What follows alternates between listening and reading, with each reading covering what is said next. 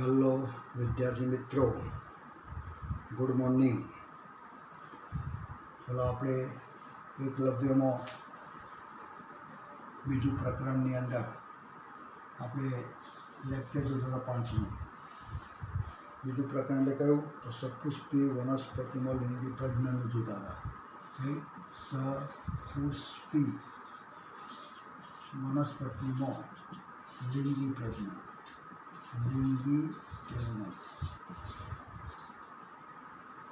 कई वनस्पति सपुष्पी पोताना जीवनकाल दरमियान पुष्प धारण करे है ते वनस्पति।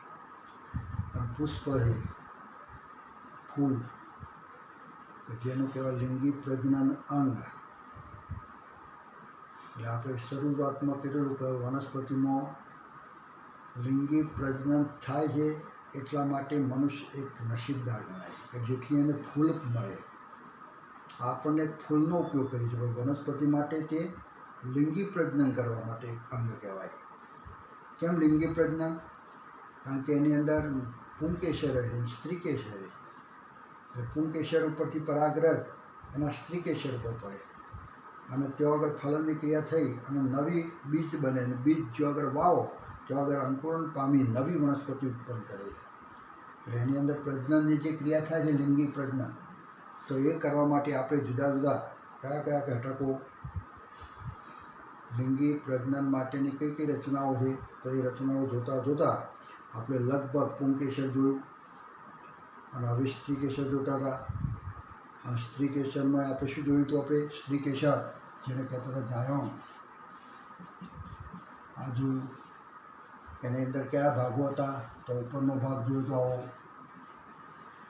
નીચેનો પરાગવાહિની, નીચેનો ભાગ આપણે જોવા બીજાશય। આ ત્રણ ભાગો આપણે જોયા છે, 1, 2, 3। પછી એની અંદર અંડકની રચના આપણે જોઈ છે। આવું એક અંડક પણ જોયું હતું આપણે, અંદરની બાજુએ આવું અંડકની રચના જોઈ હતી અને જરાવી સાથે જોડાયેલું હોય। બીજાશયની દિવાલ સાથે આ એક શેડો જોડાયેલો છે અંડકદંડનો, જેને કહ્યું જરાયું। જ્યારે એનો બીજો શેડો જે છે દંડીનો એ અંડક સાથે જોડાયેલો છે।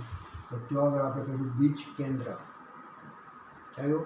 બીજ કેન્દ્ર એ કેવી રચના કહીશું? તો અંડક અને અંડકદંડને બેનો જો આગળ ભેગા થતા હોય, જોડાણ થતું હોય એવું સ્થાન, બંનેનું સંગમ સ્થાન, આ સંગમ સ્થાન છે। બીજ કેન્દ્ર સંગમ સ્થાન છે અંડકનું બેનું। અને આવું અંડક આપણે જોતા હતા। તો અંડકની રચના પણ આપણે જોઈ હતી, ખ્યાલ હોય તો આવું અંડક હોય જેને આપણે કહેતા હતા બીજાણુ, મહાબીજાણુ ધાની।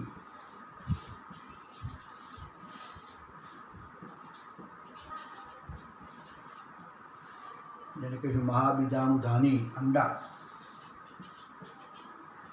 અંડકની આખી રચના જોઈ હતી।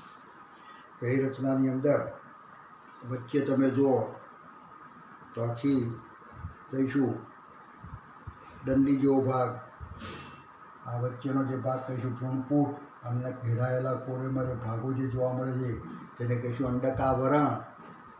અને અંડકાવરણની બાજુ નીચેની બાજુ તમે જુઓ જે નાની જગ્યા રાખે છે જેને કહીશું અંડક છિદ્ર, ઉપરના ભાગને કહીશું અંડકદંડ। એમ કહીને આખી અંડકની રચના જોઈ હતી। રચના જોઈ હતી આ મહાબીજાણુ ધાની કે તો કહીશું અંડકની રચના આપણે જોઈ હતી।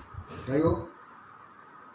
હવે એ અંડકની રચનાથી ઘેરાયેલો જે ભાગ છે ને, તો અંડકાવરણોથી ઘેરાયેલા કોષોના સમૂહને શું કહેવાય? તો આપણે કહીશું પ્રદેહ। કોષોના સમૂહને કહીશું પ્રદેહ। થયો? એ આખો પ્રદેહ, અને પ્રદેહના કોષો વિપુલ પ્રમાણમાં સંચિત ખોરાક ધરાવે છે। અંદરની બાજુ તમે જુઓ તો જે કંઈ કોષો છે કોષોને આપણે કહીએ પ્રદેહના કોષો, એ બધી વાત આપણે કરી હતી। હવે આપણે જોવું છે કે અંડકની રચના જોયા પછી આ જે વચ્ચેનો જે ભાગ છે ને જેને કહીશું આ ભ્રૂણપૂટ, તો આ શેમાંથી બન્યો આટલો ભાગ? તો આ બનવાની ક્રિયા જોવી છે। એટલે આપણે કહીશું જે પ્રદેહના કોષો હતા એની અંદરથી આખું આપણે કહીશું મહાબીજાણુ માંથી આખા માદાજન્ય જનક બનાવવું છે. આ મહાબીજાણુ, એક મહાબીજાણુમાંથી શું બનવાની? તો માદાજન્ય જનક,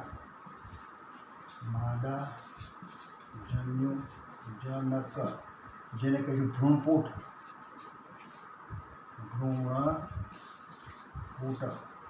આ ભ્રૂણપૂટ બનવાની રચના. આ જે દોરેલી રચના છે ને, એવી રચના કઈ રીતના બને છે? એક જ કોષમાંથી, એક મહાબીજાણુમાંથી. કયો? તો એ મહાબીજાણુમાંથી આખા માદાજન્ય જનકનો વિકાસ, એટલે મહાબીજાણુ જનનની ક્રિયા જોઈ છે. માંથી ભ્રૂણપૂટ આવેલો હોય છે. ચાલો, સર્જાયેલો એક ભ્રૂણપૂટ આવેલો હોય છે, એની અંદર માદાજન્ય જનક આવેલો હોય છે. મહાબીજાણુમાંથી, એક મહાબીજાણુમાંથી, અહીંયા શું છે? અહીંયા એક મહાબીજાણુમાંથી, અહીંયા તમે જુઓ તો આવો એક રચના બતાવી છે. એક મહાબીજાણુ માતૃકોષ લખીએ. મહાબીજાણુ માતૃકોષ,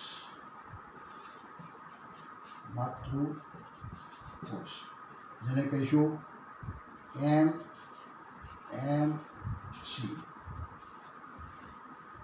મેગા મધર શેલ. જેને કહીશું મહાબીજાણુ માતૃકોષ, કે જેમાં રંગસૂત્રોની સંખ્યા 2n હોય.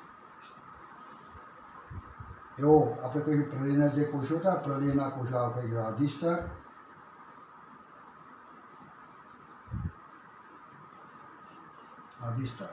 અને એમાં આપણે કહીશું પ્રદેયના કોષો. બધા શું કહેવાય? પ્રદેયના કોષો.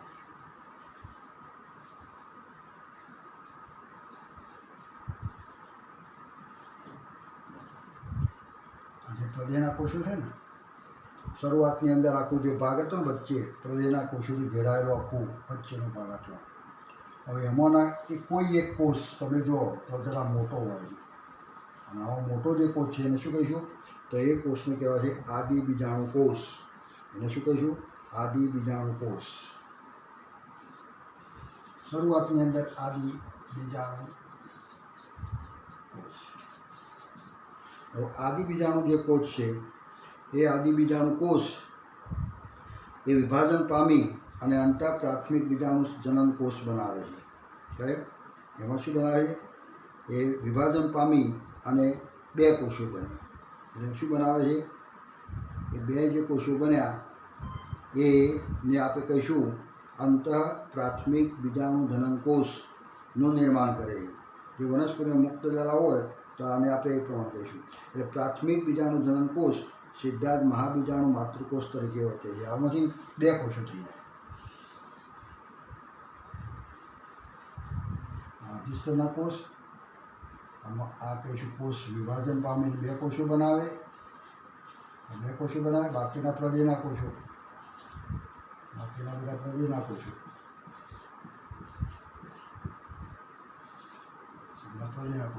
હવે આ જે કોષ બન્યો, આ શું છે? તો આ જે આદિ બીજાણુ કોષ હતો એનું વિભાજન થયું અને બે બન્યા, અને એમાં આ કોષ એક બીજાણુ જનન કોષ તરીકે વર્તે છે. બીજાણુ જનન કોષ. અને એક બીજાણુ જનન કોષ એક માતૃકોષ તરીકે વર્તે છે, જેને કહીશું મહાબીજાણુ માતૃકોષ.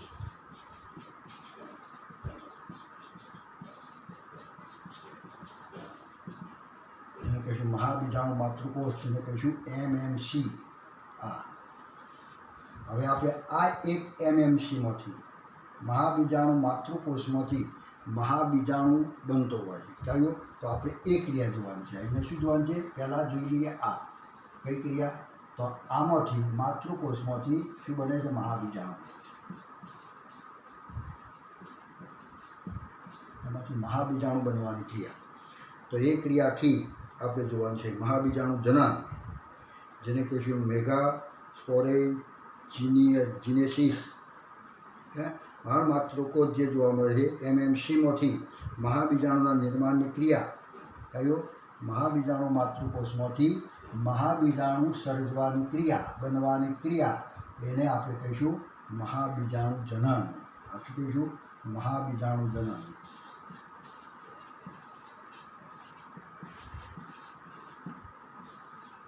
મેગાસ્પોરોજિનેસિસ મહાબીજાણુ જનન. એટલે એમાં શું થાય છે તો એક તો એની અંદર તમે જોશો માતૃકોષ જે જોવા મળે છે એમાંથી મહાબીજાણુ નિર્માણ થાય જનન કહીશું. એટલે એ તરફનો જે માતૃકોષ છે એનું વિભેદન થાય અને વિશાળ બને છે. આ કોષ જરા જરા વિશાળ બને. આ કોષને બહાર કાઢો, આમાં નમો રાખો ચલો, અને એનું અર્ધીકરણની ક્રિયા થાય. અને અર્ધીકરણની ક્રિયા થાય કેટલા કોષો બને? આ બધી રચના એમ યાદ રાખજો, આ રચના આમ નામ જ છે. અને અર્ધીકરણ થાય ત્યારે કેટલા કોષો બને? તો 2. બધા કોષો એમના એમ જ છે બધા. અહીંયા બધા પ્રદેહના કોષો, આ બધા પ્રદેહના કોષો. અને આ અર્ધીકરણ થઈ આ માતૃકોષ છે. આ શું કહીશું? 1 mmc છે. અને એનું અર્ધીકરણ થયું 2 બન્યા. અને અર્ધીકરણની ક્રિયા થાય તો તે વખતે તમે જુઓ તો આમાં 2n નંગસૂત્રો હતા. એ 2n નંગસૂત્રો આમાં શું થઈ જાય? અર્ધીકરણની ક્રિયાથી nn બની ગયા. અને વળી પાછું અહીંયા શું થાય? સંભાજન. અને સંભાજનની ક્રિયા થાય ત્યારે આખી રચનાની અંદર અધિસ્તરીય કોષો, વચ્ચે પ્રદેહના બધા કોષો, અને એની અંદર આવા 4 કોષો બને. જેમાં રંગસૂત્રો કેટલા? n n n n. આખો 4 કોષોનો સમૂહ તૈયાર થઈ જાય. અને 4 કોષોનો જે સમૂહ તૈયાર થઈ જાય તેને આપણે કહીશું 4 કોષોનો સમૂહ. એટલે લાઈનમાં ગોઠવાયેલા 4 કોષો જ બનેલા હોય. જેમ પરાગરજમાંથી આપણે કહેવાય 4 પરાગરજ, પરાગ ચતુષ્ક કહેતા હતા, તો અહીંયા કહીશું મહાબીજાણુ ચતુષ્ક. આ શું બન્યું? મહાબીજાણુ ચતુષ્ક. 4 બન્યા. પણ 4માં શું થાય છે તો ઉપરના 3 જે જોવા મળે છે એ ધીરે ધીરે પાણી ગુમાવી અને ચીમળી જાય છે અને નાશ પામે છે. એટલે આપણે એ રચનાને આપણે અહીંયા બતાવીએ છીએ. અધિષ્ઠાનના કોષો અને ઉપરના જે ચીમળી ગયો, આ કોષ ચીમળી ગયો, આ કોષ ચીમળી ગયો, અને આ કોષ જરા મોટો થાય, જેમાં રંગસૂત્રો n છે. તો આ મોટો જે બન્યો એ મહાબીજાણુ બન્યો. એક માતૃકોષમાંથી એક જ મહાબીજાણુ બન્યો. એક માતૃકોષમાંથી એક મહાબીજાણુનું સર્જન થયું. તો અહીંયા સુધીની જે ક્રિયા બતાવી એ મહાબીજાણુ જનન બતાવી. ચલાવ્યો. હવે આ મહાબીજાણુ બન્યા પછી એ મહાબીજાણુમાંથી હવે આપણે માદાજન્યુજનકનો વિકાસ અથવા ભ્રૂણપુટનું નિર્માણ જોવું છે. આ કોષમાંથી આખો ભ્રૂણપુટ કેવી રીતના બને છે તો એ રચના જોઈશે. તો આટલા સુધી ખ્યાલ આવી ગયો. અંડકમાં આ કોષ જે છે ને આટલો ભાગ એ સમજ નિર્માણ પામે. તો આ નિર્માણ કરવા માટે પહેલાં શું બને? મહાબીજાણુ જનનની ક્રિયા થાય. એટલે મહાબીજાણુ બને. માતૃકોષ હશે, માતૃકોષમાંથી મહાબીજાણુ બને. અને મહાબીજાણુ ખરેખર કેટલા બને છે? 4. અને 4માંથી 1 સક્રિય રહે છે. અને આ 3 જે જોવા મળે છે એ 3 ધીમે ધીમે નાશ પામે છે. અને આ એક જ બને છે. એટલે એક જ બને. 1 mmcમાંથી એક જ મહાબીજાણુ બને. આ એક જ મહાબીજાણુ બને. એક જ મહાબીજાણુનું સર્જન થાય.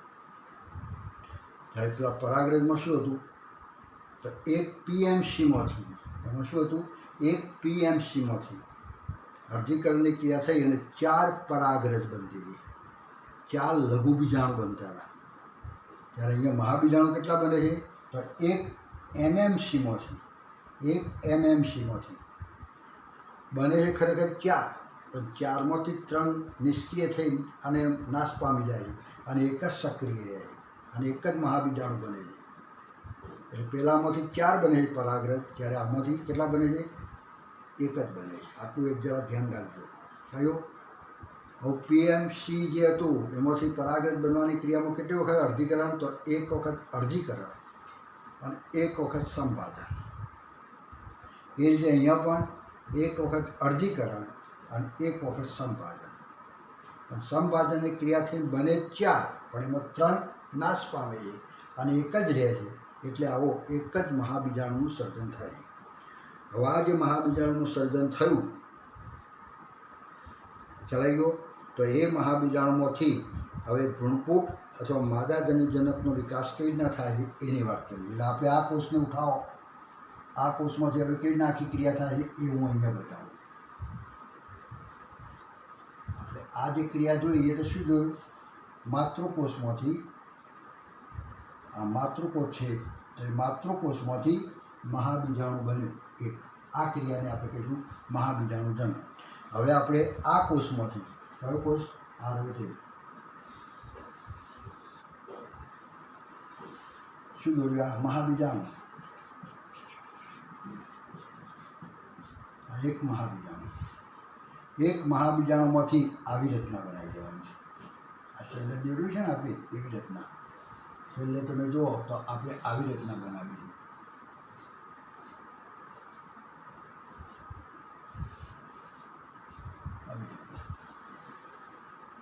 કેવી રીતના બને છે? તો આ મહાબીજાણુ જોયું. હવે માતૃકોષ નહીં કહેવાય, કહીશું મહાબીજાણુ. માતૃકોષમાંથી મહાબીજાણુ બને અને મહાબીજાણુમાં હવે તમે જો તો આ રીતે છે એમ રંગસૂત્રો. તો આનું કોષ કેન્દ્ર સહેજ મોટું બને પહેલાં. હવે ડાયરેક્ટ વિભાજન પામે, એનું 2 કોષ કેન્દ્રો બની જાય. એટલે અહીંયા શું થયું? સંભાજન. મહાબીજાણુમાં રહેલું કોષ કેન્દ્ર સંભાજનની ક્રિયા કરી અને NN રંગસૂત્રો ધરાવતા 2 કોષ કેન્દ્રો બનાવે. આ સંભાજન એક થયું. ચલો બીજી વખત. તો 2 કોષ કેન્દ્રો બન્યા પછી એના ઉપર સંભાજનની ક્રિયા થાય બીજી, જેના કારણે કોષ કેન્દ્રો કેટલા બને? તો 2 બાજુ ઉપર અહીંયા 2 બને અને અહીંયા 2 બને. ક્યાં થયા? હવે ત્રીજી વખત શું થાય છે? તો ત્રીજી વખત પણ સંભાજનની ક્રિયા અને અહીંયા ત્રીજું સંભાજન અને એના કારણે કોષ કેટલા બને? તો અહીંયા 2 છે તો એને સંભાજન થાય 4. અહીંયા પણ 4 થઈ ગયા. 4. હવે કેટલા કોષ કેન્દ્રો બન્યા? તો 8 કોષ કેન્દ્રો બન્યા. એક કોષ કેન્દ્ર ધરાવતી રચનામાં સંભાજનની ક્રિયા 3 વખત થઈ અને 8 કોષ કેન્દ્ર ધરાવતી રચના બની ગઈ. 8 કોષ કેન્દ્ર, 8 કોષ કેન્દ્ર ધરાવતી રચના, 8 કોષ કેન્દ્ર ધરાવતી રચના બની. હવે 8 કોષ કેન્દ્રની ગોઠવણીનું આયોજન થાય. 8 કોષ કેન્દ્રના ગોઠવાઈ જાય અને એના આયોજનથી આપણને આવી રચના બને. આખી આ રચના કેવી રીતના બની? તો એમાં આપણે કહીશું આ ઉપરના જે 3 જે છે એ 4 છે ને, 4માંથી આ 3 એ ઉપર ગોઠવાઈ ગયા. હવે કોષ કેન્દ્ર ઉપર ગોઠવી ગયા અને કોરે મારે દિવાલ આવી ગઈ. એટલે ઉપરની બાજુ 3 કોષો ગોઠવાઈ ગયા, જેને કહીશું પ્રતિધ્રુવ કોષો. અને શું કહીશું? પ્રતિધ્રુવ કોષો. એ 8 કોષોમાંથી 3 કોષ કેન્દ્રો ઉપરની બાજુ ગોઠવાઈ ગયા અને કોરે મારે કોષ દિવાલનું નિર્માણ થઈ ગયું કે જેના કારણે કહીશું પ્રતિધ્રુવ કોષો. 3 આ 3 છે, 3 પ્રતિધ્રુવ કોષો કે જેમાં રંગસૂત્રો કેટલા છે? તો N. દરેકમાં N, આમાં N, આમાં N. એ રીતે આ 4 જે જોવા મળે છે એ 4માંથી 3 કોષો ભેગા થઈ નીચે ગોઠવી જાય. નીચે ગોઠવી જાય કોષ કેન્દ્રો છે. આ બધા દોડ્યા મેં તો કોષ કેન્દ્રો જ છે. આ કોષ કેન્દ્રો અહીંયા ગોઠવી ગયા અને એના કોરે મારે કોષ દિવાલનું નિર્માણ થયું કે જેના કારણે 3 કોષોનો જે સમૂહ બન્યો. તો જે સમૂહને આપણે શું કહીશું? તો એ સમૂહને કહેવાય અંડ પ્રસાધન. અંડ પ્રસાધન. અંડ પ્રસાધન. અને અંડ પ્રસાધનની રચનામાં કેટલા કોષો? તો 3. એ 3 કોષો રંગસૂત્રો કેટલા? તો દરેકની અંદર N, N, N, N, આમાં N અને આમાં N. 3માં N, N. હવે અંડ પ્રસાધનની રચનામાં શું છે? તો આપણે કહીશું આ એક અંડકોષ છે. અંડકોષ વચ્ચે જે ગોઠવાયેલો છે એ અંડકોષ.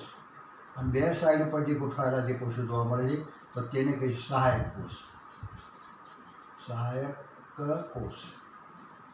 ચલો સહાયક કોષો કેટલા? તો 2. અને અંડકોષ કેટલો? તો 1. એ ટોટલ 3 કોષોનો સમૂહ જે બન્યો એ 3 કોષોના સમૂહને શું કીધું? તો એને આપણે કહીશું અંડ પ્રસાધન. થયું. સહાયક કોષો 2 અને વચ્ચે એક અંડકોષ, એમ કહી 2 રચનાઓ ભેગી થઈને રચના શું કહેવાય? અંડપ્રસાધન. એટલે આમાં 3 ગયા, એટલે આમાં એક છૂટું પડવાનું, આમાંથી એક છૂટું પડવાનું, અને આ બંને એક એક જે છૂટું પડે એ વચ્ચે આવે. આમાં વચ્ચે આવશે, આ પણ વચ્ચે આવે, અને વચ્ચે આવીને વચ્ચે ગોઠવી જાય. હા, વચ્ચે ગોઠવી ગયા. થયો આ 2, આમાંથી એક અને આમાંથી એક, એમ કરીને આવી વચ્ચે ગોઠવી ગયા. 2 કોષ કેન્દ્રો વચ્ચે ગોઠવી ગયા. આ કોષ કેન્દ્ર બરાબર. અને એ 2 કોષ કેન્દ્રો પછી એકબીજા સાથે જોડાઈ જાય અને કોષ કેન્દ્ર એક બને.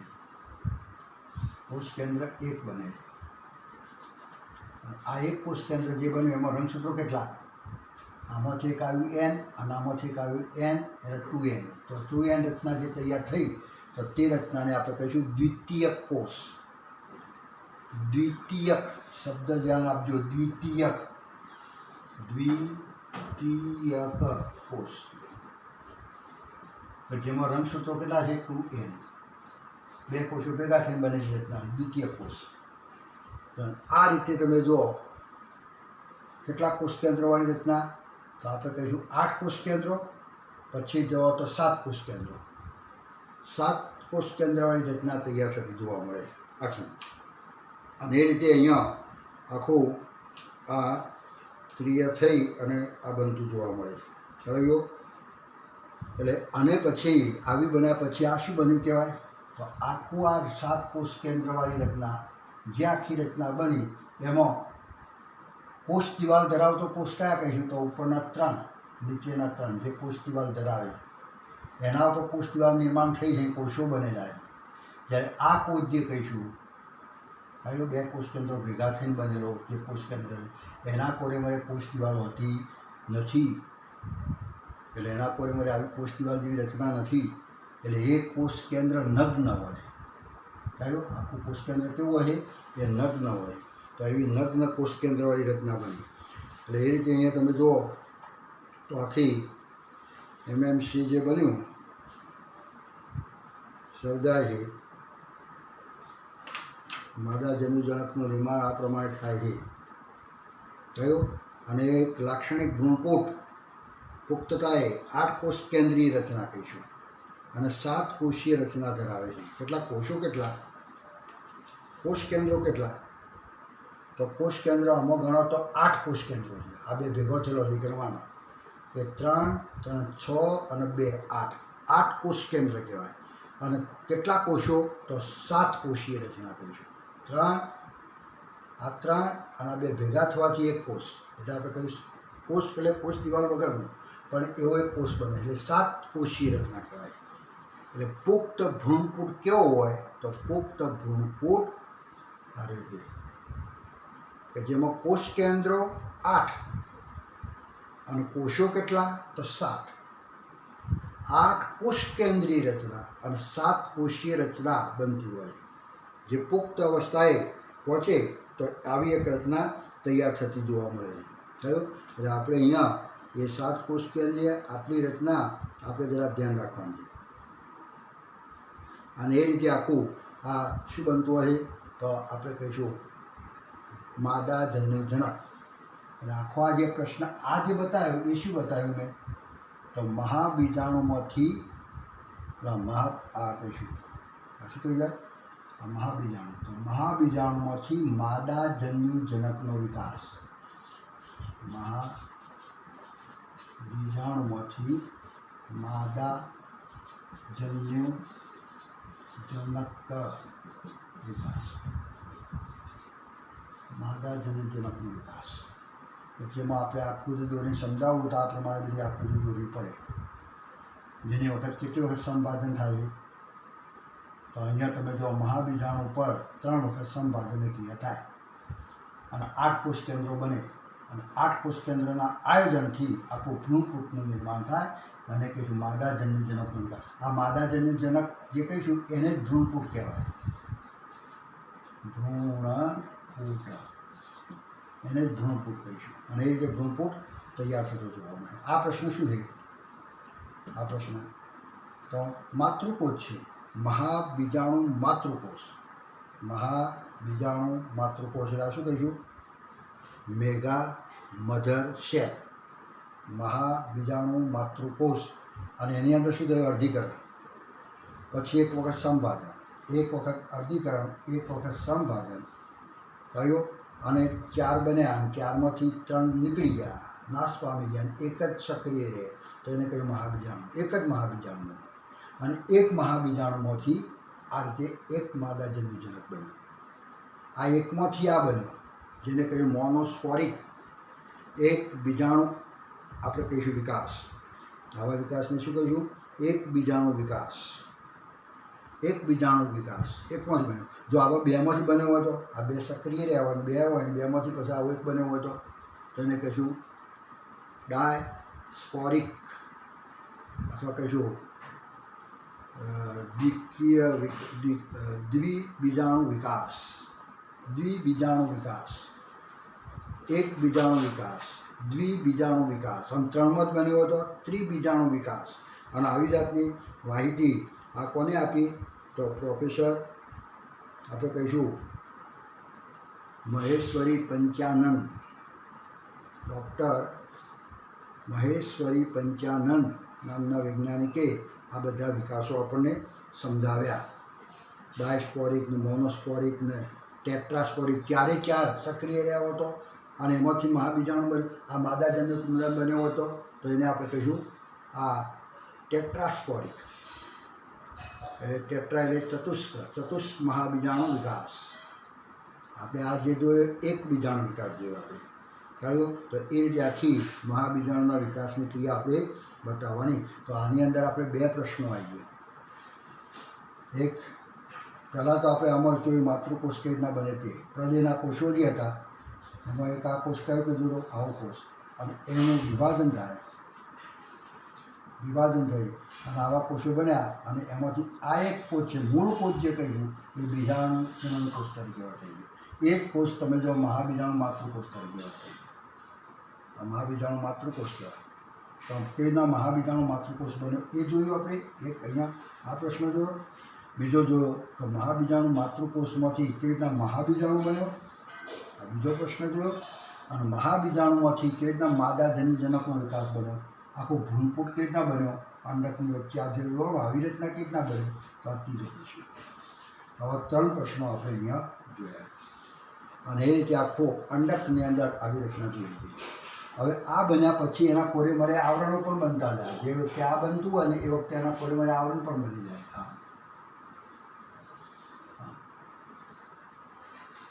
આ પ્રક્રિયા હાથે ચાલુ જ હોય છે. ત્યારે એટલે આવરણ આવી જાય, અને આવરણ આવી જાય ત્યારે આખી જે રચના બને કહીશું અંડક. એટલે જે વખતે આખું આવું અંડક બનતું હોય ને, આ કોષમાંથી આખું અંડક બનતું હોય, તો તે વખતે આ 3 ક્રિયાઓ સાથે ચાલતી હોય. એક તો આપણે કહીશું આ કોષ બન્યો, પછી એમાંથી આવું બન્યું, અને ત્રીજું આપણે કહીશું આવું બન્યું. આ બધી ક્રિયાઓ 3 ક્રિયાઓ સાથે ચાલતી હોય. અને એમ કહીને આખું અંડકનો આપણે બીજાશયની અંદર અંડક આ પ્રમાણે નિર્માણ પામી જાય.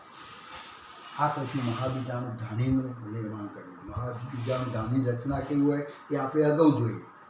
થયું આ ભ્રૂણપૂટ હોય, કોરે મળે આવરણ હોય ને, દંડી હોય ને, નેત્રછિદ્ર હોય ને, ઉપર તળિયું હોય ને, આ બધી વાતો અથવા એ રચના વિશે આપણે આગળ જોયું. પણ કેવી રીતના બન્યું એ આપણે અહીંયા જોયું. અને એ જ આપણે આખો પ્રશ્ન આપણે તૈયાર કર્યો. થયું.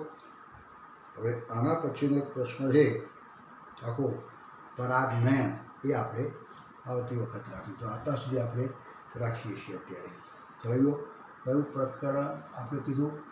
બીજું પ્રકરણ સપુષ્પી વનસ્પતિમાં લિંગી પ્રજનન. 4 લેક્ચર આગળ મોકલ્યા છે, એના 5મું લેક્ચર થયું. હવે 6થું લેક્ચર આવશે, અને પછીના લેક્ચરો બધા આવી જશે.